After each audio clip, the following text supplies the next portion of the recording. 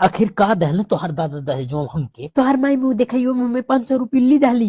अरे तोहर बड़की बहन ने हमके जयमाला में आशीर्वाद दे के 50 रुपये डाली तब नहीं कहबी। हमरे बड़की दीदी ने चढ़ा जल्ला तू हमरे माई कुछ कह डाली ने तो घर में गोड़ ना धरे जल्दी गोड़ धोले के बाद ये हमें रोक ले। तू धरे गोड़वा ने गोड़वा काट के फेंक डाली हमार नाम बलिहारी नहीं। गोड़ कटवा तू हाथ भर लगा के दिखा दिया। हाथ लात कुल लगी काहे घबरा थी तोहर मन बढ़ गई। अब कहाँ चल गई तोहर कुल प्यार हो। वही दिन खत्म हो गई जब से नहाए छोड़ दी। इतना तेज पनिया गला लगाई सी नहाई। अच्छा इतना पनिया गला लत अपने दादा से तू गीजर मांग ले। काहे अपने दादा से मांगी तोहरी कमैया मांग लग गई का। बहुत बड़ा लीने नहीं हर बारे तब का तोहरे लेकिन दलिद्दर है का नहीं हरवा वाले। दलिद्दर खालिद पकड़ के घचो पट का मर जाबी। दलिद्दर हमरे दादा से पनिया मांगता। तोहरे दादा पड़ियो उस महंगत मोबाइल डाले तो हाँ ते मोबाइलिए का आज आखिरी दिन हुई जान ले तू। अब मोबाइल पूरा किस्तियों नहीं भराई बा का भाई लेकिन आदि फूटी। तोहरा ये आधार कार्ड किस्तियों बा। आखिर होशियारी दिखा डाला ना तू। होशियारी नहीं हमारा आधार कार्ड तू तो मुझसे कटवली।